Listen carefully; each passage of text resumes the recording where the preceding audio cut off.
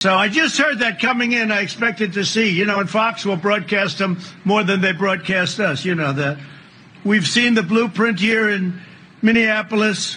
The city recently voted to abolish the police department. They actually did. They actually went to that extent. These people, fools. And to take away your Second Amendment, they will be taking away your Second Amendment if they win, if Biden wins, as sure as you're standing. And he'll have nothing to do with it. He'll say, what is the Second Amendment? Would you explain that to me, please?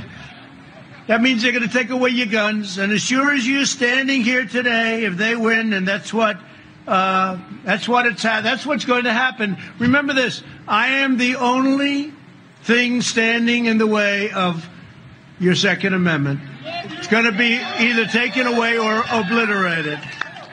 And by the way, many other things, like we lower taxes and like we lower regulations and like we build the strong military, we take care of our vets. We have veterans' choice, veterans' accountability, and all things that nobody thought were going to be happening.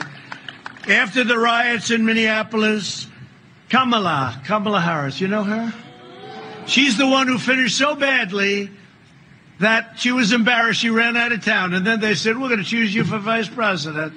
I mean, she finished so badly. She started off strong, day one. After that, everyone really understood her, understood what she represents and who she represents. And she went down like a rock in water. And she left town before the first vote was taken, right? Didn't she leave and quit? And also, there was nobody that was meaner than said horrible things about Vice President Biden and Kamala, even worse than Pocahontas, right? She was nastier and meaner and more vicious than Pocahontas. So now you have Kamala, who's very strong anti-fracking. In other words, your energy bills are going to go through the roof. They're going to love her in Texas. They're going to love her in Ohio and Pennsylvania. We're against fracking. Well, that's the end of those. I said before, George Washington could be running for office. If he's anti-fracking, anti-guns, and anti-religion, he's going to have a hard time. And he's going to have a hard time in your state, too, because you feel the same way we do. But Kamala Harris encouraged Americans to donate to the so-called Minnesota Freedom Fund. You know what that is?